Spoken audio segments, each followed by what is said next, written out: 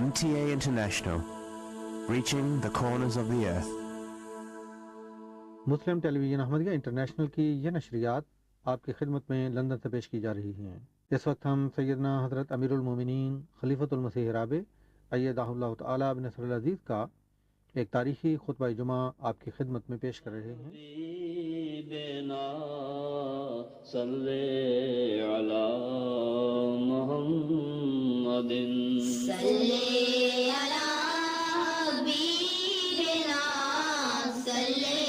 علی محمد صلی علی رسولنا صلی علی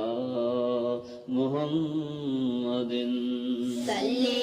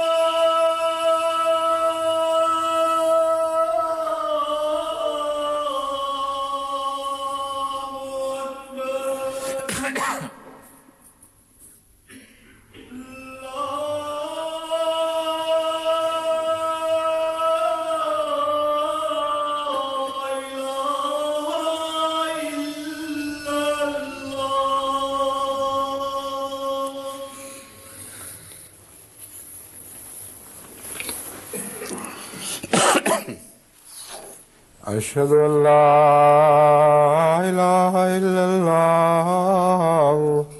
وحده لا شريك له وأشهد أن محمدا عبده ورسوله أما بعد فأعوذ بالله من الشيطان الرجيم بسم الله الرحمن الرحيم الحمد لله رب العالمين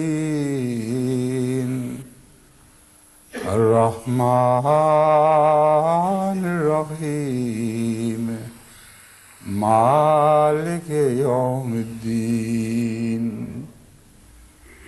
إياك نعبد وإياك نستعين اهدنا الصراط المستقيم صراط الذين أنعمت عليهم غير المغضوب عليهم ولا الضالين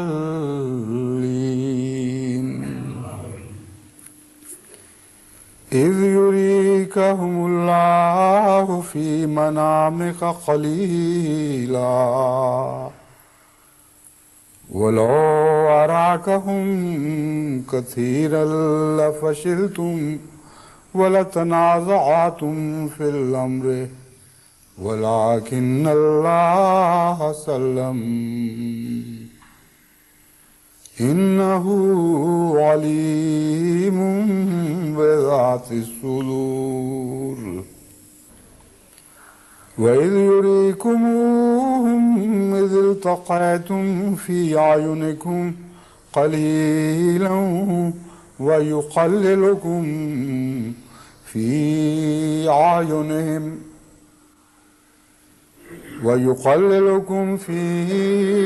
أعينهم ليقضي الله أمرا كان مفعولا وإلى الله ترجع الأمور. سورہ انفال آیت 44 و 45. یہ آیات کریمہ جن کی میں نے تلاوت کی ہے، ان کا تعلق غزوہ بدر سے ہے، اور غزوہ بدر سے پہلے اس رویا کا ذکر اس میں کیا گیا ہے جس میں حضرت صلی اللہ علیہ وآلہ وسلم کو اللہ تعالیٰ نے دشمن کو تھوڑا کر کے دکھایا تھا. یعنی اگرچہ عملاً دشمن کی تعداد بہت زیادہ تھی، مگر اس مبارک رویا میں دشمن کی تعداد تھوڑی کر کے دکھائی گئی. اور اس ذکر کے بعد خدا تعالیٰ فرماتا ہے کہ جب تم نے ان کو اپنی آنکھوں سے دیکھا تو اس وقت تم سب کو وہ تھوڑے دکھائی دیے. وَيُقَلِّلُكُمْ فِي أَعْيُنِهِمْ، جبکہ خدا ان کی نگاہوں میں تمہیں تھوڑا دکھا رہا تھا. لِيَقْضِيَ اللَّهُ أَمْرًا كَانَ مَفْعُولًا، تاکہ خدا تعالیٰ اس معاملے کا فیصلہ صادر فرما دے جس نے ہو کر رہنا تھا، جو مقدر ہو چکا تھا. وَإِلَى اللَّهِ تُرْجَعُ الْأُمُورُ، اور خدا ہی کی طرف تمام امور لوٹائے جاتے ہیں. ان آیات کا تعلق مسلمانوں کی تعداد اور اس کے مقابل پر دشمن کی تعداد سے ہے، اور اس کا اس رنگ میں دکھایا جانا کہ دونوں ایک دوسرے کو اپنے سے کم دیکھ رہے تھے. ان آیات کا انتخاب میں نے اس لیے کیا ہے کہ آج میں جماعت کے تعداد کے مسئلے پر گفتگو کروں گا، جماعت کی تعداد کے مسئلے پر. اور بہت سے غلط خیالات جو پھیلے ہوئے ہیں، بہت سے اعتراضات جو اس سلسلے میں کیے جاتے ہیں، اور بعض بے یقینی کی کیفیات ہیں، ضرورت سمجھتا ہوں کہ اس موضوع پر ضرور کچھ نہ کچھ کہا جائے۔ کچھ عرصہ پہلے مجھے ہندوستان سے کانپور سے بھی ایک خط ملا۔ اس میں یہ ذکر تھا کہ دشمن ہمیں ابھی تک بہت ہی تھوڑا بتاتا ہے، اور جہاں تک جماعت احمدیہ کا دعویٰ ہے، کہیں ہم 1 کروڑ کی تعداد لکھے ہوئے دیکھتے ہیں، کہیں 1.5 کروڑ کی تعداد بھی سنائی دیتی ہے۔ اس لیے عجیب ابہام کی سی کیفیت ہے۔ اس سلسلے میں ضرور روشنی ڈالیں کہ اصل حقیقت کیا ہے۔ 1 کروڑ کی تعداد کا آغاز حضرت خلیفۃ المسیح ثالث رحمہ اللہ تعالی کے ایک جلسے کے موقع پر اعلان سے ہوا ہے۔ غالباً 20 سال یا اس سے کچھ زائد عرصے کی بات ہے۔ حضرت خلیفۃ المسیح ثالث نے جلسہ سالانہ پر اپنا تخمینہ احمدیوں کی تعداد کے متعلق 1 کروڑ کا بتایا تھا۔ اس سے پہلے ایک مرتبہ ایک نجی محفل میں حضرت خلیفۃ المسیح ثالث نے جو جماعت کی تعداد کے متعلق اندازہ بتایا، اس پر میں نے مؤدبانہ یہ عرض کیا کہ میرے نزدیک اس سے بہت کم ہے جتنی آپ کا اندازہ ہے۔ تو آپ نے اس بات کو قبول نہیں کیا، اور تفصیل سے مجھے یاد نہیں کہ کیا دلائل پیش فرمائے، لیکن مجھے یہ اندازہ تھا،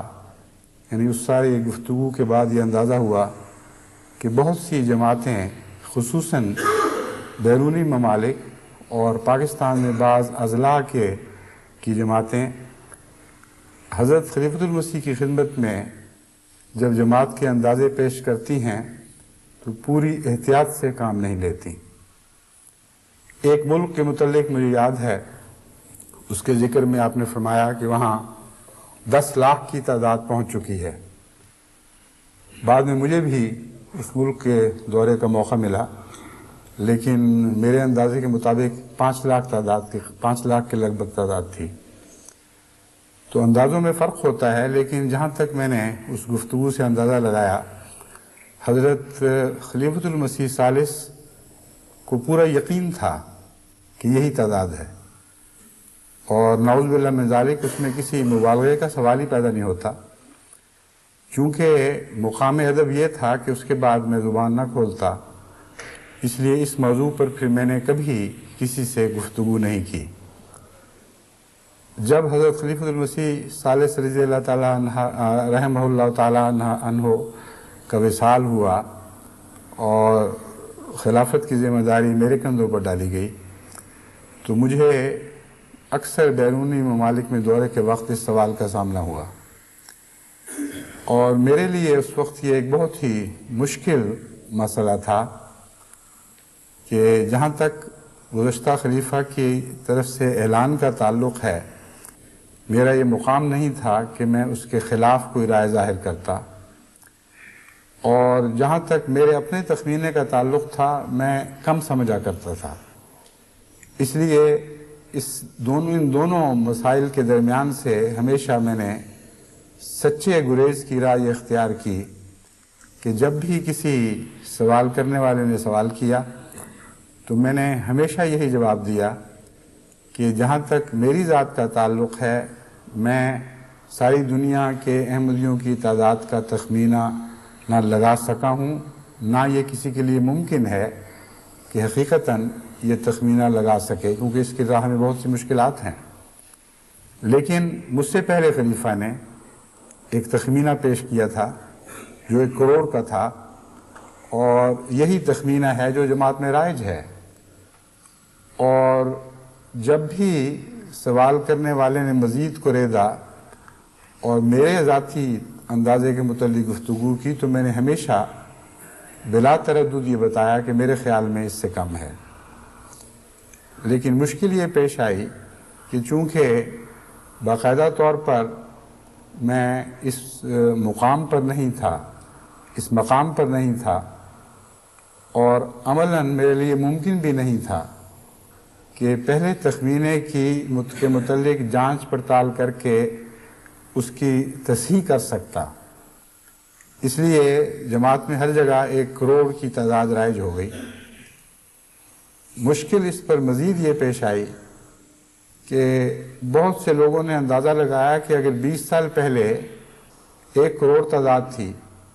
تو اب 1.25 کروڑ ہو گئی ہوگی، اور بعضوں نے اس کو 1.5 کروڑ بھی کر دیا. اور یہ جب یہ اعداد و شمار شائع ہونے شروع ہوئے تو جماعت کے لیے بڑی الجھن کا سامنا تھا. کہاں 1 کروڑ، پھر کہاں 1.5 کروڑ، پھر دشمن کی تعداد بہت ہی کم. تو واقعتاً بہت سے ممالک کے احمدیوں کے لیے ایک بہت مشکل مسئلہ بن گیا. اب میں آپ کو مختصراً بتاتا ہوں کہ حضرت خلیفۃ المسیح ثالث رضی اللہ تعالیٰ عنہ کے اندازے میں کون سے محرکات تھے، کون سے اسباب تھے جنہوں نے کام کیا ہے. ایک تو یہ کہ حضرت خلیفۃ المسیح ثالث اپنی صدارت کے زمانے میں جب پاکستان کے دورے کیا کرتے تھے تو سیالکوٹ، گجرات، شیخوپورہ، سرگودا وغیرہ، وہاں اتنے بڑے بڑے اجتماع ہوا کرتے تھے اور جماعتیں اتنے زور کے ساتھ شرکت کرتی تھیں اور ایسے بھرپور اخلاص کا مظاہرہ کیا کرتی تھیں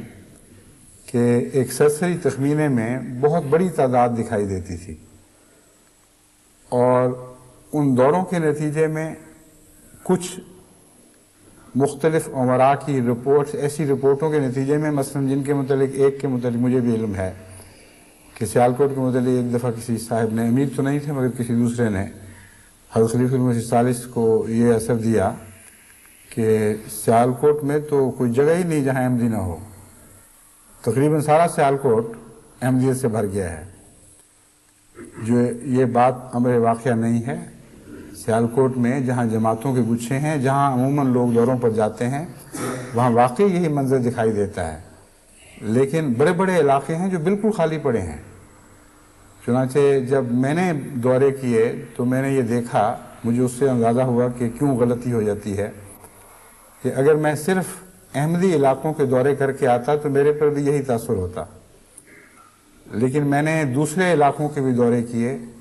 کیونکہ وقف جدید کے تابع میں یہ اندازہ لگانا چاہتا تھا کہ کون سے خلا رہ گئے ہیں، وہاں کوشش کی جائے. اور جب خلا والے علاقے دیکھے تو ہول آتا تھا دیکھ کر کہ سیالکوٹ جیسے ضلع میں جہاں جماعت کے متعلق اتنا روب ہے کہ اتنی بڑی تعداد میں جماعت پھیل چکی ہے، 10 میل کے ایسے علاقے ہیں جہاں کوئی احمدی گاؤں نہیں، یعنی ایک بھی گاؤں نہیں بعض علاقوں میں جہاں ایک احمدی بھی ہو. تو اس سے طبیعت پر بہت فکر کا اثر پیدا ہوتا تھا، فکر مندی پیدا ہوتی تھی. لیکن جیسا کہ میں نے بیان کیا ہے، بعض علاقوں کے دورے سے واقعی یہ اثر بھی پڑتا تھا کہ گویا سارا سیالکوٹ احمدیت کی جھولی میں آ گیا ہے. تو ایک وجہ یہ ہوگی. دوسری وجہ یہ کہ جماعت کی تاریخ میں مختلف ادوار ایسے آئے ہیں جن میں بعض علاقوں میں کثرت سے احمدیت پھیلی ہے اور تاریخ نے ان باتوں کو محفوظ کیا ہے. اور بہت سے وہ ایسے ادوار ہیں جو حضرت خلیفۃ المسیح ثالث نے دیکھے ہوئے ہیں، جو مجھ سے 17 سال بڑے تھے عمر میں، اور اس کے تاثرات آپ کے ذہن پر تھے. مثلا ایک دفعہ جب آپ نے سیالکوٹ کا دورہ، جہلم کا دورہ کیا تو حضرت حضور نے مجلس میں بیان فرمایا کہ یہاں بہت بڑے بڑے علاقے احمدی ہیں. اس وقت صاحبزادہ مرزا منیر احمد صاحب نے، جن کی کوٹھی پر آپ قیام فرما رہے تھے، عرض کیا کہ حضرت مسیح موعود علیہ السلام جب یہاں تشریف لائے تھے تو ایک ہی دن میں 1600 بیعتیں ہوئی تھیں. لیکن میں جانتا ہوں کہ وہ لوگ آہستہ آہستہ یا کہیں اور چلے گئے یا ضائع ہو گئے، دشمن کے دباؤ کی وجہ سے پیچھے ہٹ گئے، لیکن اب 600 بھی نہیں رہے، اور وہ ایک دن کی بیعتیں تھیں. تو حضرت خلیفۃ المسیح ثالث کے ذہن پر ان تاریخی واقعات کا بھی اثر تھا. اور امر واقعہ یہ ہے کہ لوگ جو پیچھے ہٹے ہیں وہ کلیتاً پیچھے نہیں ہٹا کرتے. ان سے جب بھی تذکرہ ہو اور ذرا سا انسان کو ریزے تو معلوم ہوتا ہے کہ ان کے دل میں احمدیت کی صداقت موجود ہے، اور وہ دشمن کی دباؤ کی وجہ سے گمنام سے ہو گئے. تو ایک تخمینہ لگانے والا تاریخی واقعات سے کو بھی شامل کر سکتا ہے اپنے تخمینے میں، اور یہ اندازہ کر سکتا ہے کہ ایک علاقے میں جہاں دیہات کے دیہات بڑے بڑے اور جہاں بہت بڑے بڑے بارسوخ آدمی چند دنوں کے اندر اندر احمدی ہوئے تھے، اس لیے اس علاقے میں لازماً 10-20 ہزار کی تعداد میں لوگ احمدی ہوں گے. یہ واقعہ 100 سال پہلے کا ہے، تو اندازہ کریں کہ رفتہ رفتہ ان لوگوں میں سے اگر ان کے بچے بھی احمدی ہوں تو تعداد کتنی بن جاتی ہے. پھر مجھے ایک اور تجربہ ہوا اس کا صوبہ سرحد کے دورے کا. اس سے بھی مجھے اندازہ ہوا کہ کیوں حضرت خلیفہ مسیح ثالث کے دل پہ ذہن پر تعداد کا بہت زیادہ اثر ہے. میں جب کوہاٹ گیا تو کوہاٹ سے بنو اور ڈیرہ اسماعیل خان کا دورہ کیا. وہ سڑک جو کوہاٹ سے ڈیرہ اسماعیل خان تک جاتی ہے، اس پر بعض جگہ مجھے ایسے بورڈ آویزاں دکھائی دیے جس سے پتہ لگتا تھا کہ احمدی گاؤں ہے، اور احمدی بستی وغیرہ اس قسم کے نام تھے. جب میں نے دریافت کیا تو مقامی ایک دوست نے بتایا کہ واقعتاً یہ بستیاں احمدی تھیں اور محض نام کی بات نہیں ہے. چنانچہ ڈیرہ اسماعیل خان میں ایک بہت بڑی مجلس سوال و جواب کی منعقد ہوئی، جس میں اس علاقے کے اکثر معززین تشریف لائے ہوئے تھے. دوران گفتگو رفتہ رفتہ لوگ کھلنے شروع ہوئے، اور جب میں نے یہ محسوس کیا کہ ان کے دلوں پر بہت گہرا اثر ہے، تو بعض سے میں نے بات چھیڑ دی کہ یہ بات میں نے دیکھی ہے اپنی آنکھوں سے، اصل قصہ کیا ہے. تو ان میں سے ایک صاحب نے اٹھ کر بتایا کہ واقعہ یہ ہے کہ حضرت صاحبزادہ عبداللطیف شہید کے زیر اثر یہ سارا علاقہ تھا، اور اس وقت آپ کی شہادت کے وقت تقریباً سب کے سب احمدی ہو گئے تھے. اور اس نے بتایا کہ میرا گاؤں فلاں پہاڑ کی چوٹی پر ہے، جس رستے سے آپ گزر کے آئے ہیں اسی سے رستے سے اوپر رستہ جاتا ہے. میں گواہ ہوں کہ ہمارا سارا گاؤں احمدی تھا، اور آج تک حضرت مسیح موعود علیہ السلام کی کتابیں ہمارے گھر میں پڑی ہوئی ہیں. کوئی آدمی جا کے دیکھنا چاہے لائبریری میں آپ کی کتابیں ملتی ہیں. پھر ایک اور صوبہ سرحد کے آدمی نے گواہی دی، جو بعد میں جو ایک وقت میں مرکزی حکومت کے وزیر بھی رہے، کہ ان کے والد بھی احمدی، ان کے خاندان میں بہت سے احمدی، اور اس علاقے میں ان کے اثر کی وجہ سے بہت سے احمدی ہوئے. لیکن بعد میں سیاست کی وجہ سے، ملا کے زور کی وجہ سے وہ لوگ دب گئے. تو انہوں نے کہا دل سے تو میں آج بھی گواہی دیتا ہوں کہ حضرت مسیح موعود علیہ السلام سچے ہیں، اور میں ابھی بھی بعض دفعہ ان کتابوں کا مطالعہ کرتا ہوں جو میرے والد کی لائبریری میں ہیں، مگر ہمت نہیں، سیاست کی کمزوری ہے، اس کی وجہ سے توفیق نہیں کہ کھل کے کہہ سکوں. یہ بھی بتایا کہ میرے والد مجھے قادیان لے جایا کرتے تھے، اور حضرت خلیفۃ المسیح ثانی کے سے مسافر کی سعادت کی خاطر مجھے کہا کرتے تھے کہ جاؤ آؤ میرے ساتھ چلو. ہم سب مسافہ نہیں کہنا چاہیے، آپ کی قرب کی سعادت حاصل کرنے کے لیے، صحبت کی سعادت حاصل کرنے کے لیے. کہتے ہیں جب میں پہلی دفعہ گیا تو میں نے مسافر کے لیے ہاتھ بڑھا دیا تو میرے والد نے زور سے ہاتھ مار کے کلائی سے میرے بازو کو نیچے کیا اور کہا کہ گھٹنوں کو ہاتھ لگاؤ، تم اس لائق نہیں ہو کہ مسافہ کرو. بہت علاقے کے معزز انسان تھے سیاسی لحاظ سے، اور دل میں گہری عقیدت بھی تھی، اور بچوں پر بھی اس کا اثر رہا، لیکن نام کے لحاظ سے وہ احمدی نہیں. تو چونکہ یہ دور حضرت خلیفۃ المسیح ثالث نے دیکھے ہوئے تھے اور ان کے بعد کے اثرات کا میں نے مطالعہ کیا، اس لیے مجھے یقین تھا اور ابھی بھی یقین ہے کہ اگر ان سب کو شامل کر لیا جائے، وہ خاندان یا وہ علاقوں کے علاقے جو ایک زمانے میں احمدی ہوئے اور بعد میں کمزوری دکھا گئے، تو یقیناً اس تعداد میں جو حضرت خلیفۃ المسیح ثالث نے بیان فرمائی کوئی مبالغہ نہیں ہے.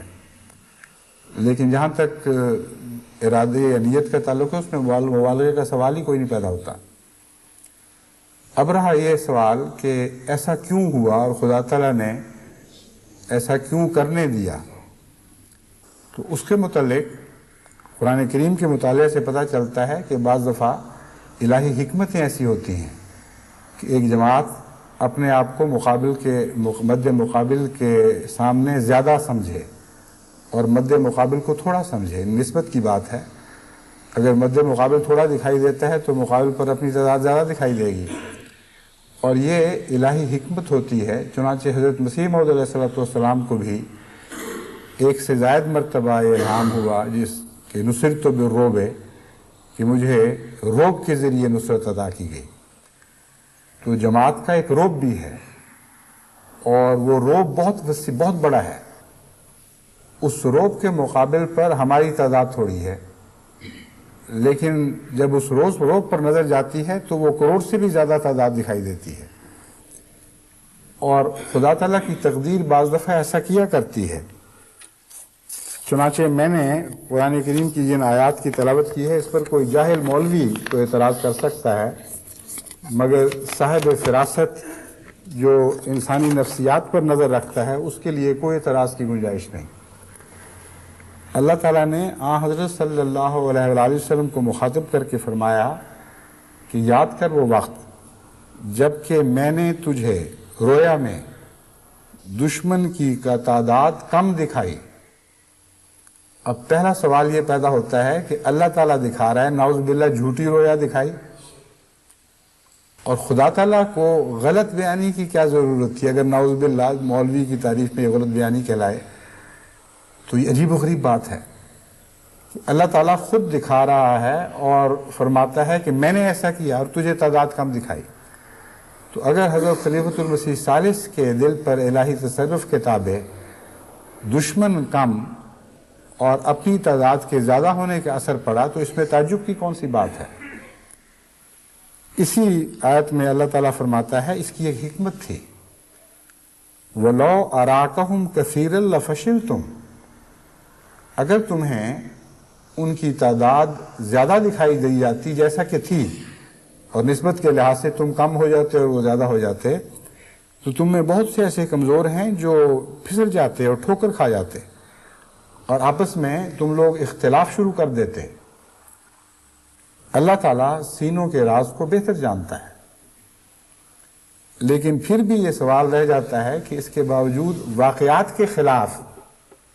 حضرت صلی اللہ علیہ وآلہ وسلم کو کیوں رویا دکھائی گئی؟ تاثر اور چیز ہے، تاثر میں غلطی لگ جایا کرتی ہے، مگر اللہ رویا دکھائے اور حضرت صلی اللہ علیہ وآلہ وسلم کو دکھائے اور واقعات کے خلاف ہو، یہ عجیب بات ہے جو قابل فہم نہیں۔ اس کا جواب اگلی آیت میں موجود ہے، اور وہ یہ ہے کہ اذ یریکموہم اذ التقیتم فی اعینکم قلیلا، کہ اے مومنو جب تم خود جاگے ہوئے اپنی آنکھوں سے ان کو دیکھ رہے تھے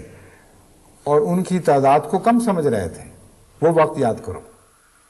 تو اللہ تعالیٰ نے رویا میں حضرت صلی اللہ علیہ وآلہ وسلم کو یہ واقعہ دکھایا ہے، ایک ایسا واقعہ جس نے ظہور میں آنا تھا، جو حقیقت تھی کہ جب دشمن کے سامنے مسلمانوں کی فوج صف آراستہ تھی، اس وقت مسلمانوں نے جو اپنے اندازے کیے وہ بین ہی یہی تھے جو رویا کے مطابق تھے۔ تو معلوم ہوا کہ اللہ تعالیٰ کا تصرف ایسا عظیم الشان ہے کہ غلط بات دکھائے بغیر وہ تاثر پیدا فرما دیا جس کا پیدا فرمانا مسلمانوں کی بقا کے لیے ضروری تھا۔ اور حیرت انگیز ہے، فرمایا اذ یریکموہم اذ التقیتم فی اعینکم، الہی تصرف کے مطابق جاگے ہوئے ایک چیز کا کم دکھایا جانا، زیادہ دکھایا جانا، یہ جھوٹ میں شامل نہیں ہے۔ اور خدائی تصرف نے مسلمانوں کو وہ نظارہ دکھا دیا جس کے اندر ایک مصلحت یہ تھی کہ حضرت صلی اللہ علیہ وآلہ وسلم کی رویا آمد حقیقتاً سچی ثابت ہو، اور یہ سارے مسلمان اس بات کے گواہ بن جائیں کہ حضرت محمد رسول اللہ صلی اللہ علیہ وآلہ وسلم نے سچ دیکھا اور سچ فرمایا۔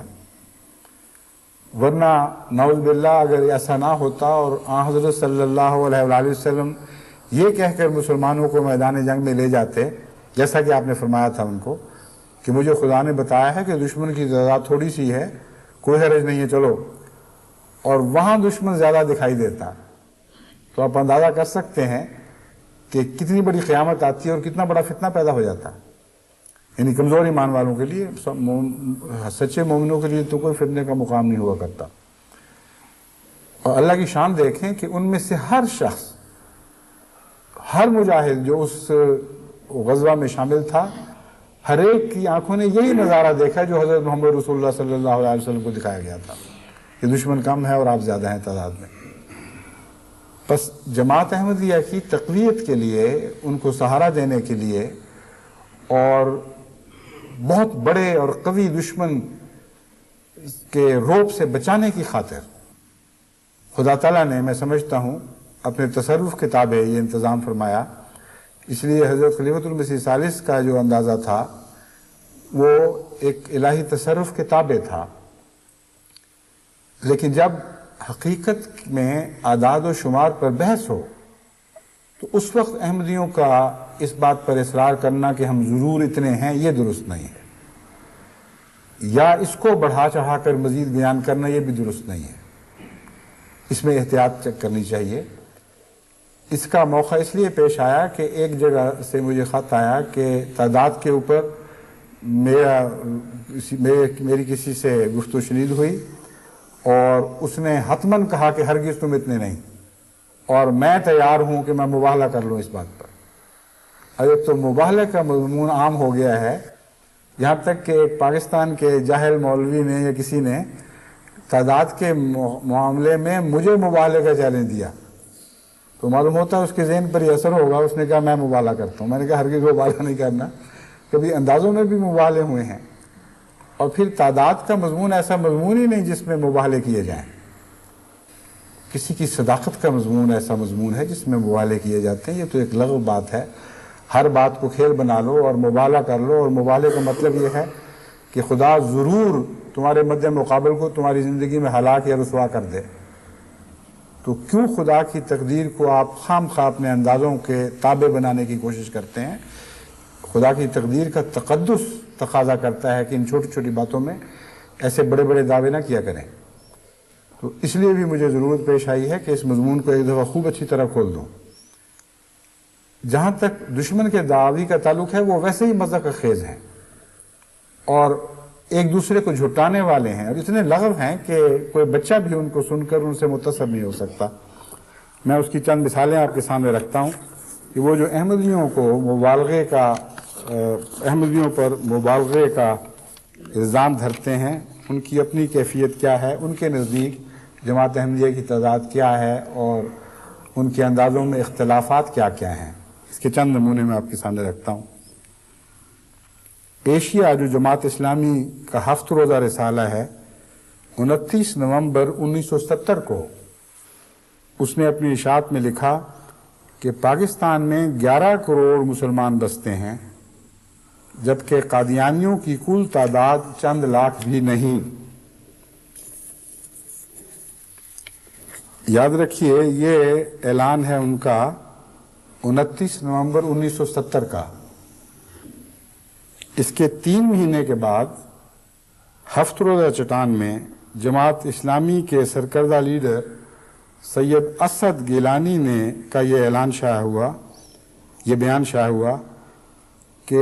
مغربی حصے میں، یعنی مشرقی پاکستان کو الگ کر کے مغربی پاکستان میں 22 لاکھ سے زائد قادیانی اقلیت اپنے سارے وسائل کے ساتھ پیپلز پارٹی کی رضاکار تنظیم بن گئی۔ یعنی 3 مہینے پہلے 5 لاکھ بھی، چند لاکھ بھی نہیں تھے، 5 سے بھی کم، اور 3 مہینے کے بعد 22 لاکھ ہو گئے، جن میں اکثریت رضاکاروں کی تھی۔ اب اس قسم کے تخمینوں سے آپ اندازہ کر سکتے ہیں کہ ان میں نہ کوئی تک نہ کوئی حساب، جو منہ میں آئے انٹ شنٹ کہتے چلے جاتے ہیں۔ کبھی جہاں دل چاہا تعداد کو کم کر دیا، جہاں دل چاہا بڑھا دیا۔ اس کے مقابل پر جو جماعت کا تخمینہ ہے وہ اگر زیادہ بھی ہو تو اس کے زیادہ ہونے کے لیے کچھ یعنی حقیقت سے زیادہ ہونے کے لیے کچھ جواز بھی موجود ہیں، جیسا کہ میں نے بیان کیے ہیں۔ تاریخی طور پر جماعت اتنا پھیل چکی ہے ایک دفعہ کہ 1 کروڑ سے زائد یقیناً اس کی تعداد پہنچ چکی ہے، لیکن جو لوگ نام کے نہیں رہے یا خاندان کے خاندان یا علاقوں کے علاقے جو پیچھے بھی ہٹ چکے ہیں، اگر آپ ان سے رابطے کریں اور مولوی کے معلوم کرنے کا خوف ان کو دامنگیر نہ ہو تو وہ آپ کے سامنے آج بھی یہی گواہی دیں گے۔ چنانچہ ایک دفعہ کی بات نہیں، 20 مرتبہ مجھ سے ایسا ہوا ہے کہ وہ احمدی جن کے آباء و اجداد احمدی تھے، جو جماعت کے ریکارڈ میں ایک دفعہ احمدی کے طور پر لکھے گئے، ان کی اولاد غیر احمدی ہوتے ہوئے بھی جب علیحدگی میں ملتی ہے تو تھوڑی سی بے تکلفی کے بعد دل کی آواز ان کے دل سے یہ آواز اٹھتی ہے اور وہ اقرار کرتے ہیں کہ احمدیت سچی ہے، ہمارے والدین بزرگ درست تھے، ہم بھی دل سے احمدی ہیں مگر مجبور ہیں۔ بنگال میں بھی مجھے اس کا بارہا تجربہ ہوا، صوبہ سرحد میں اس کا بارہا تجربہ ہوا، ادھر پنجاب میں ہوا۔ ابھی کچھ عرصہ پہلے جیلم ہی کے ایک علاقے کے، جس کا میں نے پہلے ذکر کیا ہے، ایک معزز خاندان کے دوست تشریف لائے ہوئے تھے، ان سے میری بات ہوئی، انہوں نے کہا ہاں جی میں جانتا ہوں، ہمارے آباء و اجداد سارے کے سارا علاقہ احمدی تھا، اور دل کی بات پوچھیں تو میں بھی احمدی ہوں، اور ہمارے دل میں حضرت مسیح موعود علیہ السلام کی صداقت جاگزین ہے، مگر ہم مجبور ہیں، ہم لوگ سیاسی بن چکے ہیں، دنیا دار ہو گئے۔ تو اس کے لیے ایک جواز ہے، ایسا جواز نہیں جو محض دور کا جواز ہے۔ واقعتاً پچھلے 100 سالہ تاریخ میں جماعت 1 کروڑ کی حدوں کو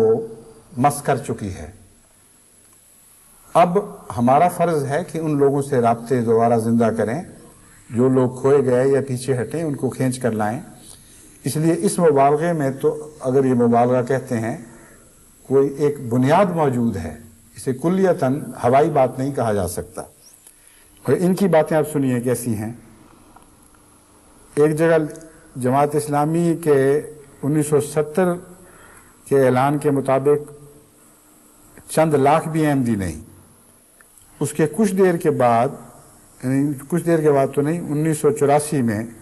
یعنی 14 سال کے بعد مفتی مختار احمد نعیمی صاحب سیکریٹری جنرل مجلس عمل نے اعلان کیا کہ پاکستان میں قادیانیوں کی تعداد کسی طرح بھی 1 لاکھ سے زیادہ نہیں، یعنی اب پہلے 3 مہینے کے اندر چند لاکھ سے بڑھ کر 22 لاکھ رضاکاروں تک تعداد پہنچ گئی۔ پھر 14 سال قریباً بنتے ہیں، تقریباً 14 سال کے بعد وہ تعداد گھٹتے گھٹتے 1 لاکھ بھی نہیں رہی۔ پھر راجہ ظفر الحق صاحب جو وزیر تھے ایک زمانے میں مرکزی حکومت میں، ان کا ایک باقاعدہ معین اعداد و شمار کے ساتھ اعلان شائع ہوا ہے۔ وہ کہتے ہیں ملک میں قادیانیوں کی تعداد 1,04,244 ہے۔ ابھی ایسی مذہب کا خیز بات ہے کہ ہر احمدی جو جانتا ہے پاکستان کی جماعتوں کو، اس نے دورے کیے ہوئے ہیں یا ویسے ہی جلسے دیکھے ہوئے ہیں، اس کو پتہ ہے کہ ایک جلسے میں اس سے بہت زیادہ تعداد موجود تھی۔ مجھے یاد ہے جب 83 کا آخری جلسہ میں نے پاکستان میں، میرا آخری جلسہ تھا، اس میں 2,50,000 سے زائد احمدی شامل تھے، یعنی حاضرین شامل تھے۔ ان میں سے چند ہزار غیر احمدی بھی ہوں گے، کیونکہ احمدی دوست اپنے ساتھ لایا کرتے تھے، مگر یہ تو میں اپنی آنکھوں سے دیکھ کے آیا ہوں۔ اور اس کے بعد ان کا یہ اعلان ہے کہ 1,04,244 ہے، یہ حکومت کی تعداد ہے، بیان کردہ تعداد ہے۔ اب اس پر مزید چھلانگ انہوں نے یہ لگائی کہ انسانی حقوق کے عالمی کمیشن کا ایک اجلاس جنیوا میں ہوا، جس کے سامنے جماعت احمدیہ کے نمائندوں نے بھی پاکستان کے احمدیوں پر گزرنے والے حالات رکھے، اور حکومت کے نمائندے نے باقاعدہ رسمی طور پر وہاں یہ اعلان کیا کہ یہ جو کہتے ہیں ہم اتنی بڑی تعداد میں ہیں، اتنے مظالم ہو رہے ہیں، سب جھوٹ ہے۔ مظالم ہو بھی رہے ہیں تو تمہیں کیا چھوٹی سی تو جماعت ہے، اتنی سی جماعت پر مظالم ہو بھی جائیں تو کیا فرق پڑتا ہے؟ چنانچہ انہوں نے کہا کہ ہماری تحقیق کے مطابق سارے پاکستان میں جماعت احمدیہ کی تعداد 60,000 ہے۔ تو ایک طرف وہ بھی کم کر رہے ہیں اور دوسری طرف ہمیں بھی وہ کم دکھائی دیتے ہیں۔ تو اندازوں کی غلطیوں میں ایک جماعت معصوم ہے اور ایک جماعت عمداً غلط بیانی سے کام لے رہی ہے، لیکن یہ الہی تصرف ہے کہ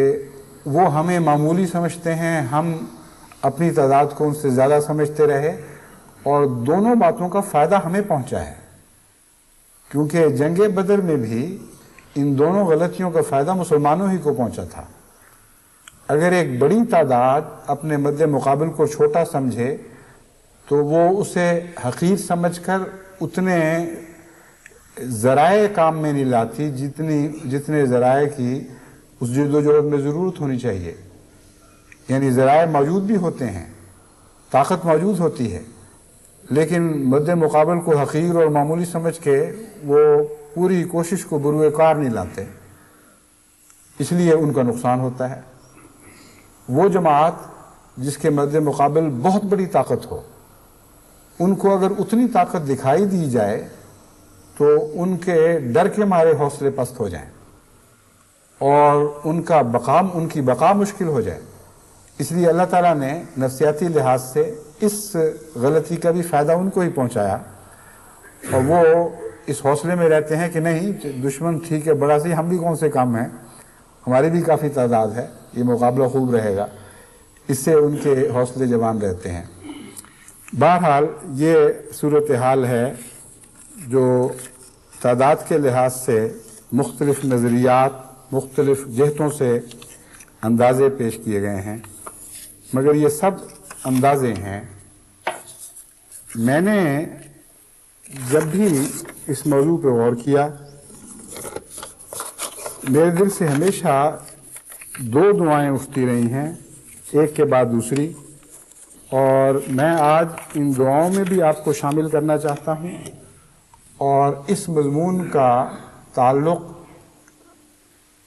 تبلیغ کے ساتھ باندھ کر آپ کی ذمہ داری آپ پر روشن کرنا چاہتا ہوں۔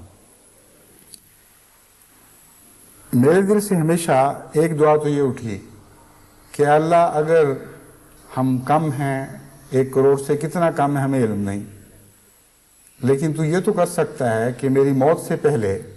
ہمیں 1 کروڑ کر دے، تاکہ اس تسلی کے ساتھ میں جان دوں کہ میرے پہلے واجب الاطاعت امام خلیفہ نے جو اندازہ پیش کیا تھا، میں مرنے سے پہلے یہ یقین سے کہہ سکتا ہوں کہ وہ اندازہ درست نکلا ہے۔ دوسری دعا میں نے یہ کی کہ اے خدا تو مالک ہے، قادر ہے، یہ بھی تو کر سکتا ہے کہ میرے زمانے میں 1 کروڑ کر دے، تاکہ ہم یہ تو کہہ سکیں کہ پہلے تو اندازے تھے، اب اعداد و شمار ہم تمہیں دکھاتے ہیں اور واقعات تمہارے آنکھوں کے سامنے رکھتے ہیں کہ یہ دیکھو ایک ہی خلیفہ کے زمانے میں خدا تعالیٰ نے 1 کروڑ عطا کی ہے۔ تو ان دونوں دعاؤں کی قبولیت کا تعلق تو خدا کی ذات سے ہے، وہ ارحم الراحمین ہے۔ میری تو دعا یہی ہے کہ وہ دوسری دعا قبول فرما لے، لیکن جماعت کی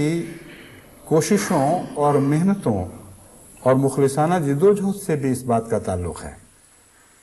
دعاؤں کو عمل تقویت دیا کرتے ہیں۔ قرآن کریم نے اس مضمون کو خوب کھول کر بیان فرمایا ہے کہ کلمہ طیبہ کو عمل صالح رفت عطا کرتا ہے، پس دعاؤں کو بھی نیک اعمال سے رفت عطا ہوا کرتی ہے۔ اس لیے اگر ساری جماعت یہ کوشش کرے کہ ہم اس دور میں 1 کروڑ اور ہو جائیں تو ہرگز بعید نہیں ہے، اور خدا تعالیٰ نے اس کے آثار دکھانے شروع کر دیے ہیں، اور خدا کے فضل سے نہ صرف یہ کہ جماعت کی میں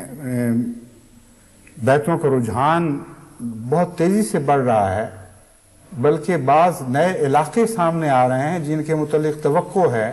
کہ اللہ تعالیٰ ہماری التجاؤں کو قبول فرمائے اور جماعت کو خدمت کی توفیق بخشے، تو علاقوں کے علاقے احمدی ہوں گے۔ جہاں تک ان اعداد و شمار کا تعلق ہے جن کے متعلق یقین سے ہم کہہ سکتے ہیں کہ ان میں کوئی مبالغہ نہیں اور 100% درست اعداد و شمار ہیں، جن کے متعلق تحریری طور پر بیعتوں کا ریکارڈ موجود ہے، وہ میں آپ کے سامنے یاد رکھتا ہوں۔ اس سے آپ کو اندازہ ہوگا کہ خدا کی تقدیر حرکت میں ہے اور قبولیت دعا کے آثار ظاہر ہونے شروع ہو گئے ہیں۔ اگر ساری جماعت دعوت اللہ کے کام کو سنجیدگی سے لے اور دعائیں کر کے ہر شخص یہ کوشش کرے کہ میں 1 سے 2 اور 2 سے 4 ہونا شروع ہو جاؤں، تو مجھے کامل یقین ہے کہ انشاءاللہ تعالی ہمیں خدا تعالی یہ عظیم خوشخبریاں دکھائے گا۔ جب میں انگلستان پہنچا ہوں تو اس سال دسمبر 84 تک 4841 بیعتیں ہوئی ہیں۔ پاکستان میں تو ہم نے ریکارڈ ان دنوں میں ظاہر کرنا بند کر دیا تھا، ابھی بھی بند ہے، لیکن یہ باہر کی دنیا کی بتا رہا ہوں۔ 4881 اگلے سال یہ بڑھ کر 9523 ہو گئیں، اس سے اگلے سال 12689 اور اس سے اگلے سال 15059۔ گویا پہلے 3 سال میں تقریباً 25,000 اور چوتھے سال کو ملا کر 40,000 کے قریب 4 سال میں بیعتیں ہوئیں۔ اور اب تک بقیہ سالوں کا اندازہ کر لیں کس طرح خدا تعالیٰ ترقی دے رہا ہے۔ اب تک میرے یہاں قیام کے دوران موجودہ سال نکال کر 2,37,867 بیعتیں ہو چکی ہیں۔ تو کہاں وہ 4,000 فی سال کی فگر یا اس کی تعداد، اور کہاں یہ تیزی کے ساتھ بڑھتا ہوا رجحان کہ گزشتہ 7 سال میں پہلے 4 سال کے معمولی چند ہزار شامل کر کے 2,37,867 بیعتیں ہو چکی ہیں، اور جو موجودہ سال ہے اس میں بھی میرا اندازہ ہے کہ 40 سے اوپر 50 کے لگ بھگ ہوں گی۔ تو اگر جو اب تک اعداد و شمار آ چکے ہیں چند مہینوں کے، ان میں 20,000 سے زائد تو موصول ہو چکی ہیں، اس لیے میں یقین سے کہہ سکتا ہوں کہ انشاءاللہ یہ تعداد 50 کے لگ بھگ ہوگی۔ تو اگر 40 بھی شمار کریں تو کل تعداد ان 8 سالوں میں 2,77,867 بنتی ہے۔ تو آپ اندازہ کر سکتے ہیں کہ خدا تعالیٰ نے ان چند سالوں میں جماعت کی رفتار کو کس تیزی سے بڑھانا شروع کیا ہے۔ اور بعض ایسے علاقے ہیں جہاں کام ہو رہا ہے اور ان کے نتائج کے متعلق میں امید رکھتا ہوں کہ جس طرح درختوں کے پھل پکنے میں کچھ وقت لیتے ہیں، لیکن پکنے کا عمل سب پھلوں پر شروع ہو چکا ہوتا ہے، اسی طرح بعض علاقے ایسے ہیں کہ اگر ہم دعاؤں میں غفلت نہ دکھائیں، اللہ تعالیٰ رحم فرمائے، جماعت کو خدمت کی توفیق بخشے، تو جو پھل پک رہے ہیں یہ اکٹھے جھولی میں گریں گے اور تھوڑے عرصے کے اندر اندر لکھوں کھا بیعتیں ہو سکتی ہیں۔ بس جو باتیں میں اب آپ کے سامنے رکھ رہا ہوں اس میں کوئی تخمینہ نہیں ہے، یہ واقعات کی دنیا کی باتیں کر رہا ہوں، اور یہ حقیقت ہے کہ اللہ تعالیٰ بظاہر ناممکن دعاؤں کو بھی سن لیتا ہے اور ان کو بھی قبول فرما لیتا ہے۔ اللہ تعالیٰ ہمیں توفیق عطا فرمائے کہ ہم دعاؤں کے ذریعے بھی اور نیک مخلصانہ عمل اور جد و جہد کے ذریعے بھی خدا کے وزنوں کو کھینچنے والے ہوں، اور تعداد کے متعلق جو دشمن تعلی کرتا ہے یا تمسخر امیز باتیں کرتا ہے، وہ ساری باتیں اس کے دشمن کے منہ پر پڑیں، اور اللہ تعالیٰ اپنے فضل سے جماعت احمدیہ کو سارے عالم میں سرخرو کرے۔ جہاں تک روب کا تعلق ہے، آج بھی آپ کا روب تمام عالم میں 1 کروڑ سے زائد کا روب ہے۔ واقعتاً اس تعداد کے بڑھنے سے یا 1.5 گنا یا 2 گنا ہونے سے آپ اندازہ کر سکتے ہیں کہ ساری دنیا میں ایک تہلکہ مچ جائے گا، اور پھر ہماری رفتار کے پیمانے بڑی تیزی کے ساتھ مزید وسعت پذیر ہو جائیں گے۔ اللہ تعالیٰ ہمیں اس کی توفیق عطا فرمائے۔ بس دعوت اللہ کے کام کو معمولی نہ جانیں۔ میں ہمیشہ اسی نیت سے آپ کو دعوت اللہ کی تلقین کرتا ہوں کہ یہ 2 آرزوئیں خدا کے فضل کے ساتھ پوری ہوں، اور آپ کے سینے بھی کھلیں اور میرا سینہ بھی کھلے، اور اللہ تعالیٰ کے فضل سے حضرت مسیح موعود علیہ الصلوۃ والسلام کی جماعت دن دونی رات چوگنی اس تیزی سے ترقی کرے کہ دشمن کے ارادے ناکام اور نامراد ہو جائیں اور دشمن یقین کر لے کہ وہ ہمیشہ کے لیے شکست کھا چکا ہے۔ اللہ تعالیٰ ہمیں اس کی توفیق عطا فرمائے۔